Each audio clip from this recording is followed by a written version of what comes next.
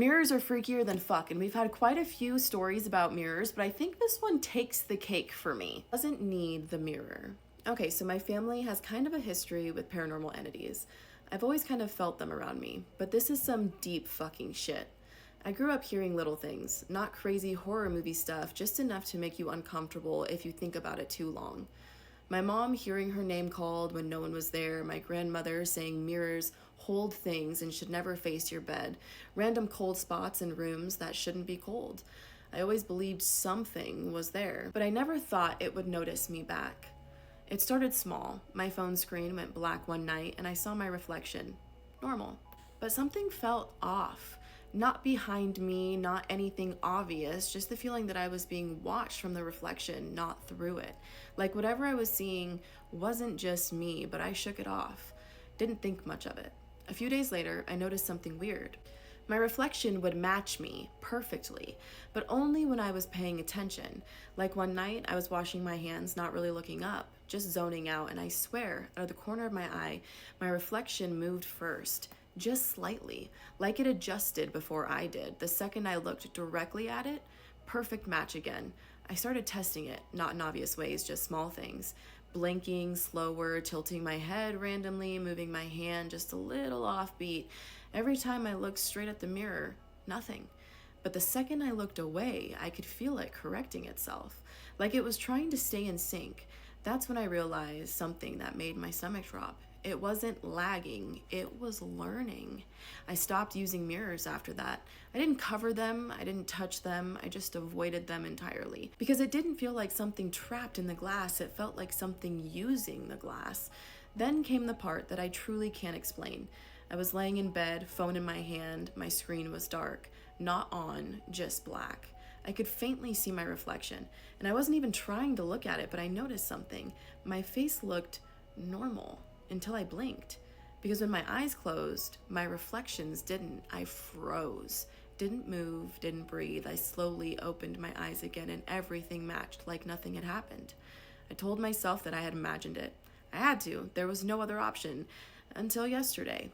I wasn't near a mirror. That's the part that makes it worse. I was walking past the TV. It was off. A black screen. Reflective.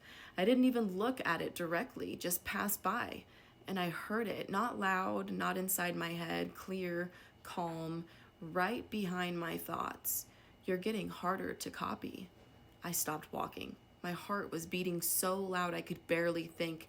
I turned slowly toward the screen, and this time I didn't need to look closely because even from a distance I could tell that something was wrong. My reflection was standing there facing me, perfectly still, but I wasn't. I was turned halfway, frozen mid-step, and my reflection was already fully facing forward, watching me, smiling. I don't check reflections anymore, not on my phone, not on mirrors, not on windows, nothing, because I don't think it lives in them. I think it just uses them to practice, and lately I've been noticing something else that I can't explain. People react to me sometimes before I say anything, like they're answering a question I didn't ask or laughing at something I didn't say. And the worst part, this morning, I woke up already standing in my bathroom. I don't remember getting out of bed. I don't remember walking there. But I was right in front of the mirror, smiling, and my face was tired, like I hadn't been the one using it. I love you and your account, and I would appreciate it if you use this. I haven't experienced anything since, but I totally will let you know if I do.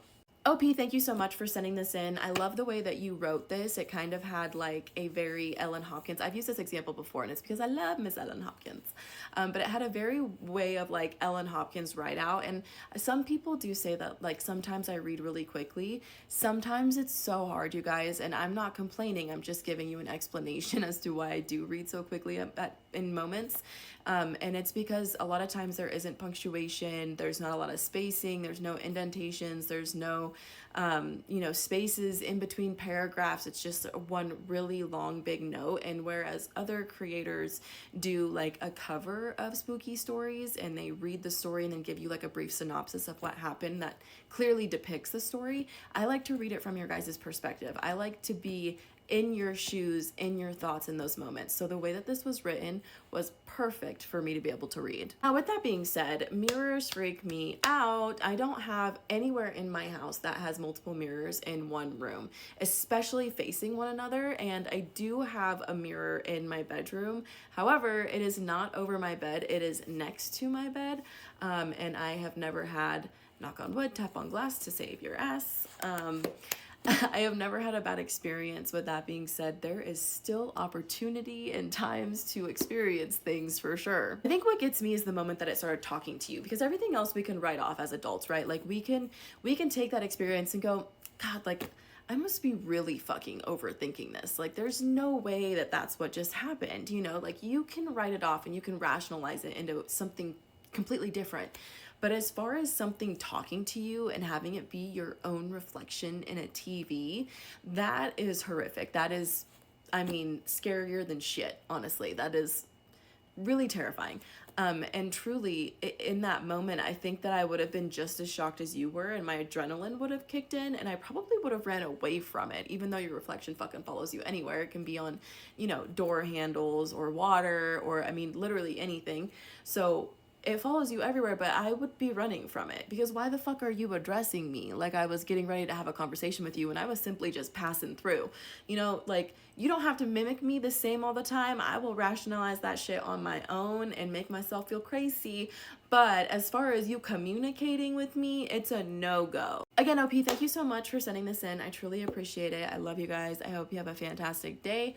And I will catch you in the next one. I'm getting very close to having my podcast room done, and I'm really hoping that I can start next month, which would be May.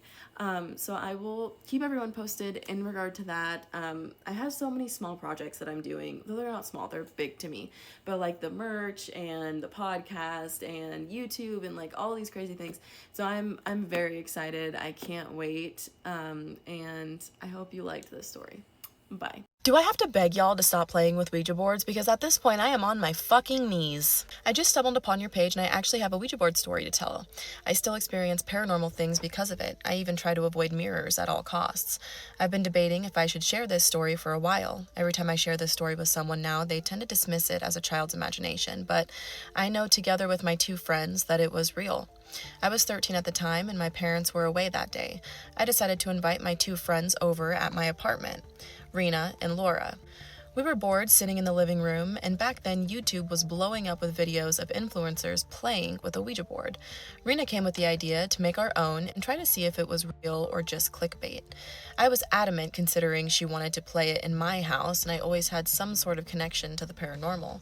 As a child, I would even tell my mom that a small little girl was glaring at me in the dark and saying, "This is not your place." That's creepy as fuck. That girl needs to get out of here. But anyways, somehow Laura convinced me to play, and we immediately made our own board. This is bad news bears, folks. I have to mention that my father is very religious, so crosses and even holy Orthodox paintings of saints were present in each room. Back then, we didn't know about any rules. We just started playing without any precautions. All three of us sat in a circle and began, after some silence, nothing happened. Laura started mocking the board, saying all sorts of things like, "I know it's not real, it's bullshit, and there are no such things as spirits." She even called it a stupid fake game meant to only scare kids. But soon enough, the planchette we made started moving. Rena asked, "Is someone there?" To which the board answered, "Yes." Laura and Rena took their hands off the planchette, scared at first, but then they started arguing about who was moving it. I encouraged them to put their hands back and see who it was. I did have my doubts at first, but an unsettling feeling of dread soon crept in. The board spelled slowly, Z-O-Z-O, Zozo. My friends again started laughing and mocking it, saying things like, "Oh, come on, whoever moved it couldn't come up with a better name. What a lame name. Who moved it now?" Being the slightly quiet kid myself, I just watched them laugh and mocking it, my hands still on the planchette. I tried to calm them down and tell them to continue. We may not have known all of the rules, if any at all, but we did know we couldn't exit the game without saying goodbye. I was going to say, if you didn't want to play, why are you being so persistent? So we continued. We asked things like, "How old are you?" and "How did you die?" It answered 900-something years, I can't quite remember, and that it never lived. With that, I felt goosebumps all over my body. My friends, however, never stopped with their banter. I got an uneasy feeling and told them we should all say goodbye. But when we tried to drag it towards goodbye, the planchette started moving in circles on the board. At this point, we were really scared, and all three of us were pulling hard down towards goodbye. We remained still afterwards, processing it all. Laura is the type to let her emotions get the better of her, so she started tearing it apart. The apartment felt slightly colder. It was September, but the sun was still shining bright in Romania. I turned on the heater and we decided to watch a horror movie. I offered to make us some snacks and walked away in the kitchen while they started playing the movie and telling me to hurry. I do have to mention that all the windows were closed since I turned on the heater earlier. As I was finishing in the kitchen, I suddenly hear the living room door slam shut harshly, followed by my friends screaming their lungs out. I rushed towards the living room thinking they were trying to scare me by holding the door. I was pulling harder and harder, and after a few seconds, it opened alone. I entered the living room annoyed and slightly scared at my friends, expecting to see them by the door or something. However, they were curled up in the far back corner of the bed, shaking, terrified. I didn't even get to say anything before the cross hung on the wall with Jesus Christ on it next to the door fell down hard on the floor, breaking the Jesus figurine in two. I gasped, and when I bucked down slowly to pick it up, the Holy Orthodox small paintings of saints on the shelves started falling forwards one by one. My friends screamed, horrified. Meanwhile, the horror movie was still playing on in the background, making everything even more scary. Rena stood up on the bed, pulling Laura off too, and I kid you not, Laura was so scared she even peed herself. We all ran out of the apartment without any shoes on or phones. We just knew we had to get out of there. Later that day, my parents came home to find us on the apartment building staircase, and when we returned with them back into the apartment, it all smelled like something was burned. I hope you get to read this story. I know it seems crazy, but this really happened to me, and I even have my friends to confirm it. This is the fuck why I tell you guys to stop playing with Ouija boards. I know that this was obviously in the past for you, but damn, Jackie, can't control the weather, I guess. Thank you so much for sending this in. I have a question in regards to the fact that you were going to make food.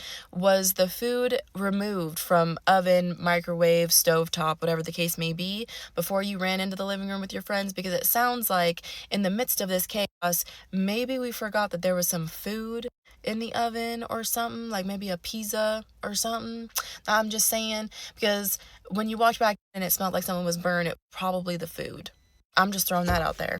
The cross falling down and breaking little tiny Jesus into two, super fucking creepy, okay? The pictures flying off the wall brings me back to the original Conjuring when all the picture frames fly down and she like gets super scared. The mom, you remember that?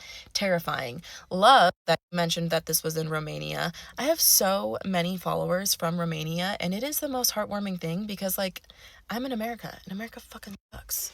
This is definitely a scary experience. I know that you guys were young, but Laura and Rena kind of don't sound like they were real friends. I don't know if you guys are still friends. I know at the end of this story you mentioned that you have your friends to confirm it, but it kind of sounds like they were a little shady. Like, I don't know about you guys, but when I was younger, if I had anybody in my life that was very persistent of me doing things, whether that was peer pressure or messaging a guy or whatever the case may be, I immediately like cross them out. You know what I mean? Like very Megan Fox cross out needy type of situation, because first of all, I'm not the type to be influenced by fucking anybody. Especially with things that I'm going to do in my life. I'm going to do what I want to do, and that's pretty much it for me. Like, I don't need someone to tell me no, yes, or hey, you should, or hey, or like bully me into something. I'm not that person. 100% will stand my ground, babe. But it just kind of sounds like they were very persistent in doing things that you didn't want to do when there was probably a multitude of different things that you guys could have done, aka just watching the scary movie. And it's kind of upsetting to me that you were peer pressured into doing something like this when you didn't want to, especially because you were like, hey, like, this is my apartment and this stuff, I believe in it, so I just would really prefer not to. And they were like, it's not real, and then you have this horrifying experience. No wonder whatever this was went directly after the two girls, because they were being kind of dickish, like, I don't mean to be rude, but like, the ghost was kind of like, okay, well, you did mock me. Like, if I was human, real, maybe we'll throw hands. That's just my opinion, though. I love you very much. Thank you for sending this in. Fantastic story. Absolutely horrific. Stop fucking playing with Ouija boards. Please and thank you, pinky promise, okay? If you break your promise, I'm gonna break your pinky. And I love you guys. I hope you have a fantastic schmactic day. Okay, bye. You can call me Rue because it's easier. My whole life, I've had the ability to see stuff, I guess, but this encounter was much different from my past experiences. So our previous house was a fenced house with a gate, and in my family, there's only 3 people, which is myself, my older sister, and our mom. This was a normal Friday, meaning I woke up, got ready for school, went to school, and after school was over, I got back home, opened the gate, and went inside the house. I passed by the living room and see my sister sitting on the couch playing on her phone. I said hi, and she waved back while smiling. This was weird, being on Fridays she usually works late and comes home in the evening. Also, I didn't see her car in the driveway, so I just shrugged it off because I was tired and I didn't want to think about it too much. I went to my mom's room where we were just randomly talking, and I asked her what's for dinner today. She said she is not feeling well, and she told me and my sister to come home with dinner when she's on the way home from work. She also told me that my sister just called and got off work early, and so I should go and open the gate for her. I was so confused because if my sister was not home yet, then who did I see in the living room? And why did this thing interact and wave at me? I told my mom this, and she said that it's a mimic, and that she's also been seeing it recently around the house, just ever so casually. And mom is like, yeah, no, it's a mimic. No problem, babe. It's a mimic. A few minutes go by and my sister gets home, and I asked her if she was home earlier and if she's playing tricks on me. She said that she was never home and she just got home just right now. This was such a scary thing to come across, and after that things escalated. I started hearing people sing in the hallway, hearing my mom and sister talking when they were not home, and after that we just moved houses, and things stopped for a while till recently because we already started to experience new things. After settling into the new house, we thought these scary encounters would end, but no, things were the same, if not worse. For instance, one night I was in my room doing homework and I felt a tap at the back of my head. And then after that, my laptop and phone both got their batteries drained and turned off. They both had over 80% battery when I checked, and this has never been a problem. In my mom's room, she always felt a presence, even if it was daytime. Recently, she said that while she was sleeping, she felt someone getting in her bed, but she was facing the other way and she just slowly moved her hand to the other side of the bed without turning. She literally felt a girl's face and even touched her hair, but she kept calm and just prayed and eventually went back to sleep. In the morning, she found brown hair strands on the other side of the bed, and none of us have broken straight hair. Sometimes I think they meant to say brown. Sometimes we would wake up and find the whole house messed up. Couch pillows on the floor, kitchen cabinets open, dishes on the floor, and also we could hear little children giggle when we were all home alone, especially me. We tried to cleanse the house using sage, but it just calms things down for a few days and then goes back to normal.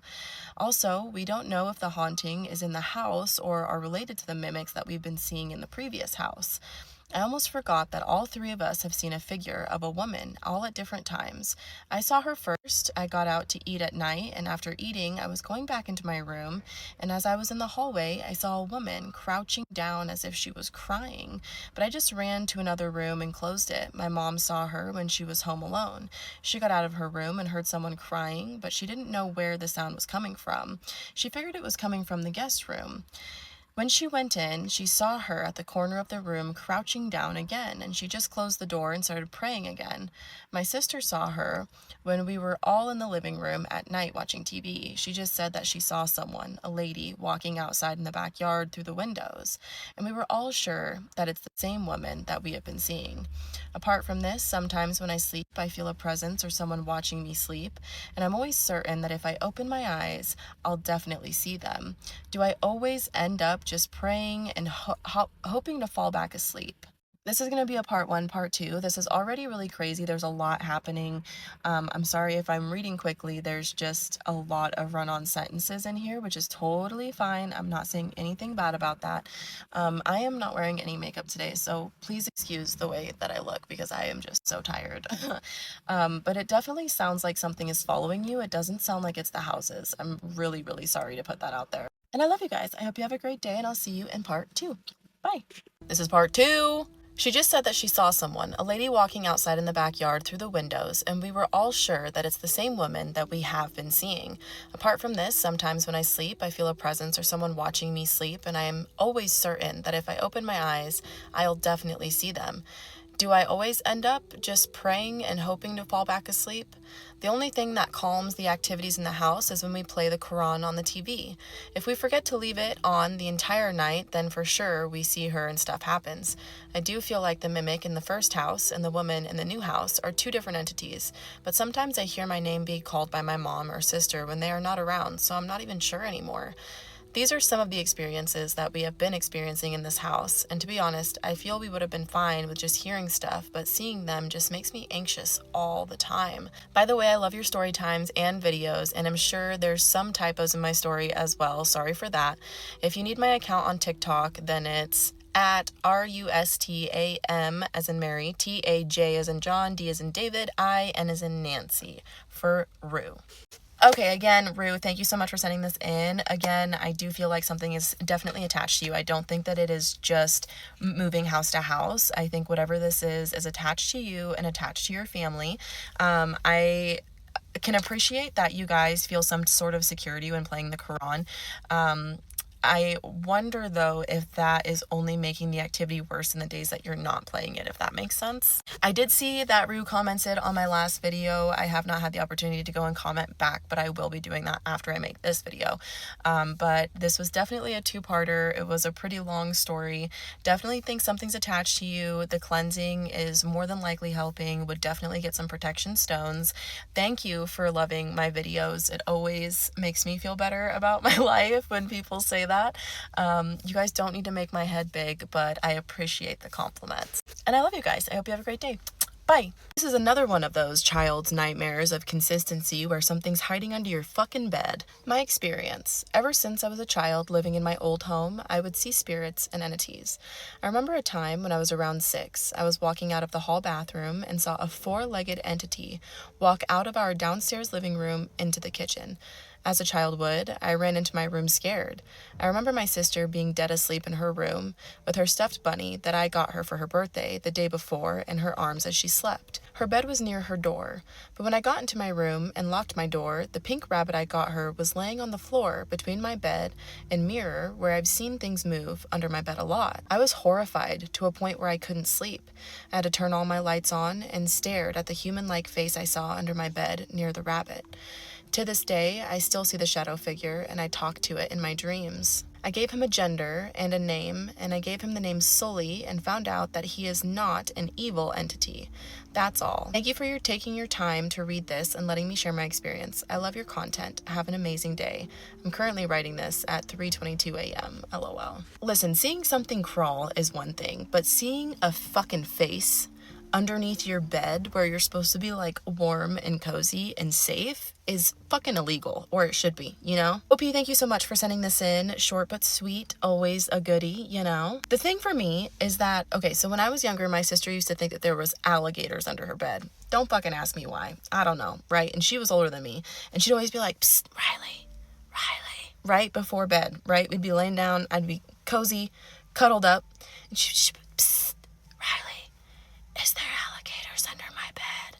Now, this was a full fucking face. Imagine if I had fucked with her as a kid and been like, no, Shelby, there's actually a face under your bed. You know? Horrified. She would have been horrified. This is just one of those things where we're always afraid of something being under the bed.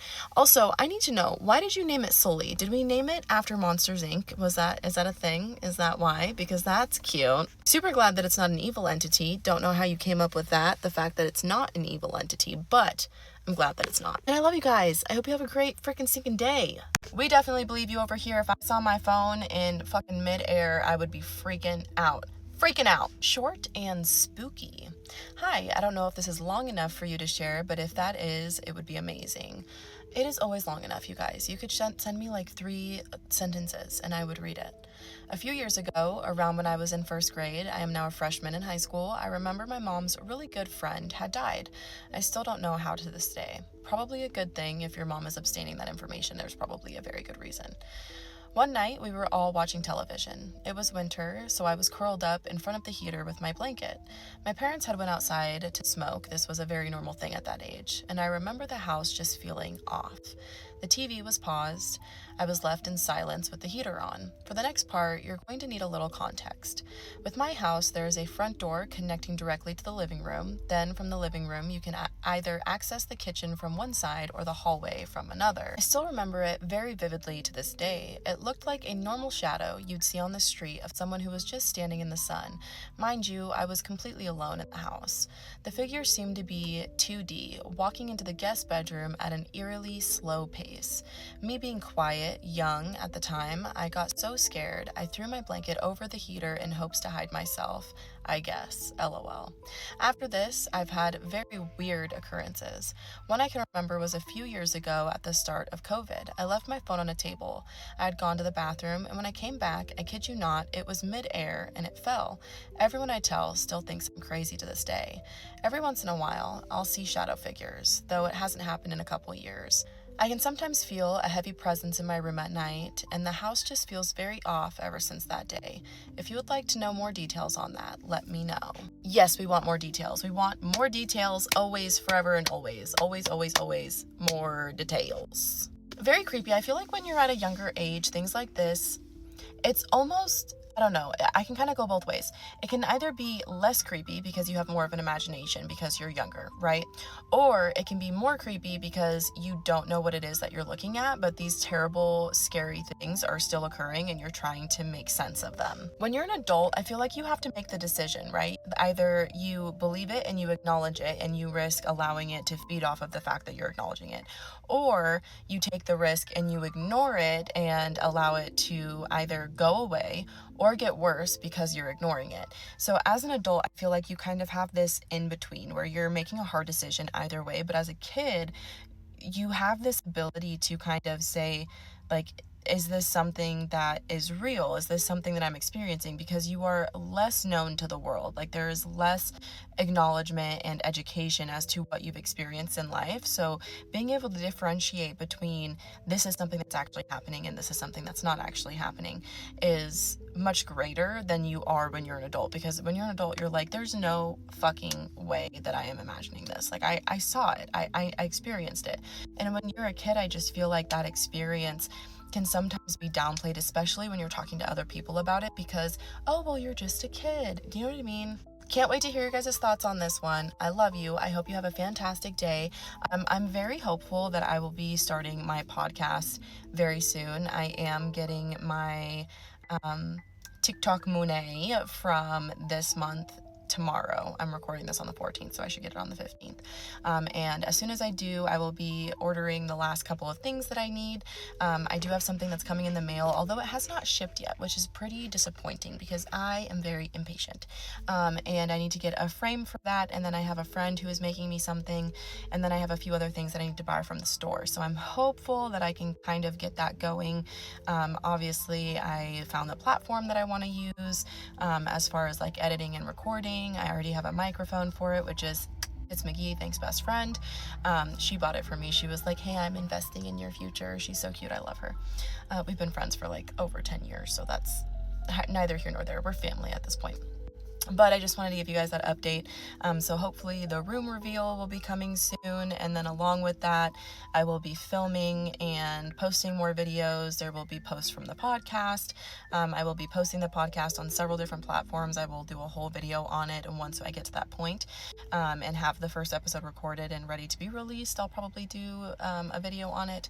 And then I will be posting the full videos on my YT.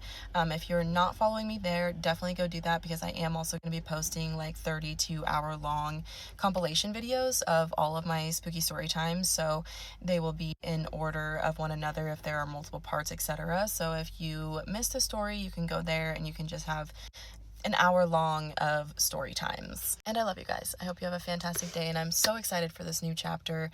I cannot freaking wait, and I'm just really excited for it. I love you guys. Bye. It would have been the nightmares for me. It would have been the fucking sleep paralysis nightmares for me.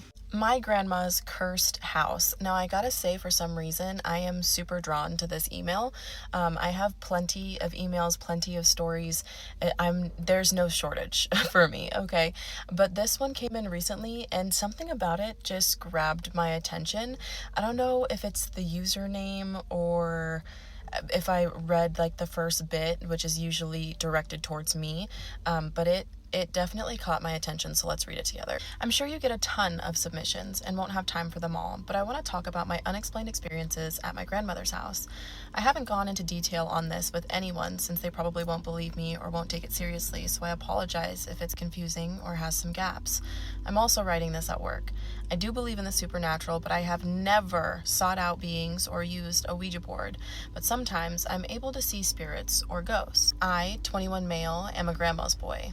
She has always been my favorite, and growing up with multiple forms of abuse, she and her house was always and has always been a safe space.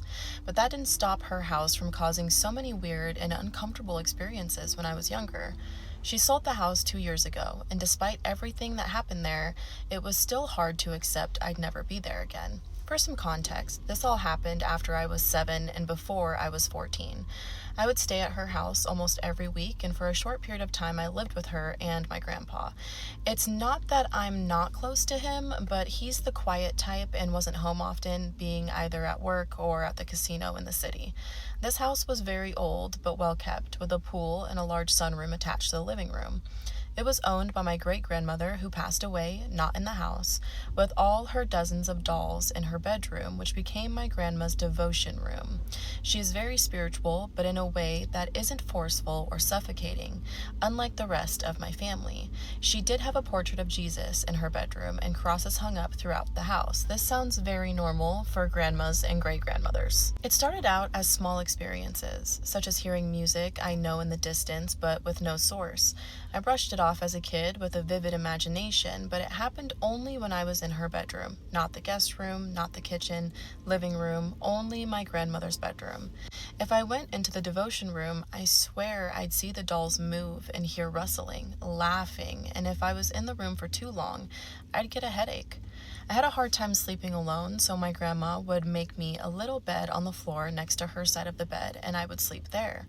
Almost every night, I would have vivid nightmares of hurting my grandparents, not in any traditional way or even with the intent to cause harm, but in order to protect them. The one I remember the most, we were at the mall when an active shooter got into the building. I reacted by stapling, with an industrial staple gun, them to a wall as if I was protecting them. It's weird, I know, but they were always like that surrounding the same idea. I was terrified of the idea of hurting them in any way. Even in my dreams, I'd take a step back and ask, what have I done? I would wake up in a panic but unable to stand up, like my body was being pressed into the floor or something was sitting on my chest, holding my legs down. I would be able to open my eyes and move my hands, but everything else would be blurry, thin-looking, and wavy. Everything I would touch, this is the best way I can describe it, felt like a chihuahua's ear, thin and fuzzy. She had no pets at the time, mind you. I assume it was a weirdly specific type of sleep paralysis that only ever happened at her house, in her room, every morning, the exact same thing. Once I got older, I would sleep in the guest bedroom and weird things would still happen, but the nightmares and sleep paralysis stopped. When I say weird things, one thing sticks out. I woke up and felt a breeze down south and thought my boxers just got hiked up, so I went to adjust them. I don't feel anything covering myself. I turned the lamp on and found my boxers thrown across the room, the ones I was wearing to bed. My blanket was on me perfectly. I didn't toss them around or anything. My grandmother was sleeping and my grandpa was at the casino, and I am not one to take off any clothes while I'm asleep, especially not my underwear, as I never sleep nude and hate the texture of the sheets on that bed. I don't remember anything hurting or feeling off about my parts that were in theory supposed to be clothed. I got up to grab them and noticed my fingers were pale, almost losing circulation, with thin claw marks on my wrist, as if something was holding my wrist so tight my fingers had circulation cut off and scratched me. It sure as hell couldn't be done by my nails. They didn't hurt, but they were very red and raised, and circulation came back pretty quickly. When my grandmother asked me about it, I couldn't say to an elderly spiritual woman, "Oh yeah, something stripped me last night and scratched my wrist." So I just said that I was playing with a cat outside and it got me a bit. She didn't question it, and I chose not to since I didn't even know what to think. But one thing scared me the most. I don't get scared easily. I love the supernatural, cryptids, stuff like that. But this sends chills down my spine to this day. One night, I wanted to stay up later than normal and watch TV after my grandma went to sleep and my grandpa had left to the casino. She sleeps super early, like 6 p.m. I stayed up that night until after midnight. I don't know the exact time. Her sunroom was to my right, a pitch black glass room, which was always made me nervous since I'd feel something watching me every night I was in the living room alone. Once I got tired, I got up and went to turn off the lamp on the other side of the couch. The lamp was faulty, so it took me a few clicks, but eventually I clicked it off, then turned off the TV. I look back down to grab my phone, but when I look up through the dark TV screen, I see a shadow of a tall, lanky man wearing a hat, carrying a lantern, giving off a red light. It didn't move like it was still on. The living room was bathed in red light. I froze and stared at it, blinking to see if I was imagining it, but it didn't go away. I tried to turn the lamp back on, but it wouldn't. Out of the corner of my eye, to my right, in the sunroom, I see the same man on the TV, but in physical form. Not a shadow. I ran for it, darted straight across to my room, and sat up against the door since it didn't lock, hoping my weight could stop anything from coming in. I eventually heard a door open maybe 30 minutes later, but it was the front door, and it was my grandpa coming home. I knew it was him since he would bring me donuts for the morning, and I heard him set down the box and go to their room and close the door. I didn't sleep that night. I didn't tell anyone, and I went home the next day. After that night, it took me a while to go back, especially to sleep there, but once I did, it never happened again. No nightmares, no sleep paralysis. Nothing. The dolls still creeped me out, and I still felt watched from the sunroom at night. I don't have an answer to everything that happened, but as I got older, I've heard stories of the Hat Man. I think that's who I saw. I don't know enough about him to link everything else to him, but it was all scary, and whatever was on or in the TV that night is burned into my head like nothing else. Thanks for taking the time to read this if you do. It helped me just writing it out, even if I'll never get an explanation. I hope you have a great day. Oh, thank you so much for sending this in. Now, I can see where you can correlate the being that you saw in the shadow to being the Hat Man. I could definitely see that. There are 3 different types of Hat Men that have been reported literally around the world. There are a lot of different phenomenons, and a lot of people relate it to sleep paralysis and also to taking a very deep sleep by something like NyQuil. With that being said, there's the Hat Man, the Boulder Hat Man, and the Western Hat Man. There are 3 different ones. The Boulder Hat Man is said to be the most aggressive, the one that interacts with you, can telepathically speak with you, and he's typically the one that you feel watching you. The regular Hat Man is a little less aggressive. He is more so someone who watches and is deemed to be someone who travels through different times and spaces. The Western Hat Man has been seen on occasion, and there's not really a lot about him, but he is commonly seen and related to the other Hat Men. The other experiences that you have had in this house, I don't think are related to the Hat Man. I think that maybe this house is just like a vortex for paranormal activity. It sounds like this house is on the older side of the spectrum since your great-grandmother passed it down to your grandma. I would certainly encourage you to do some research on the Hat Man. Definitely do not interact with him if you have to see him again at some point in your life. I know that there are people who are quite literally searching for him, so don't do that. Go look into it. I love you guys. Thank you for sending in this story, OP. Of course I'm gonna read it. No wonder I was very drawn to this because I love the Hat Man, or at least reading about him and talking about him, and I hope you guys have a great day. Bye.